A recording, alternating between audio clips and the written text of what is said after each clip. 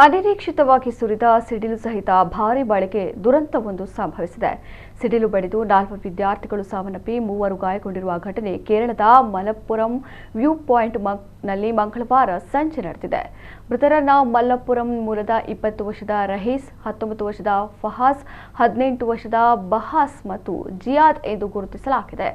7 ವಿದ್ಯಾರ್ಥಿಗಳ ಗುಂಪು ವ್ಯೂ ಪಾಯಿಂಟ್ಗೆ ತಲುಪಿದ ವೇಳೆ ಈ ಅವಘಡ ಸಂಭವಿಸಿದೆ.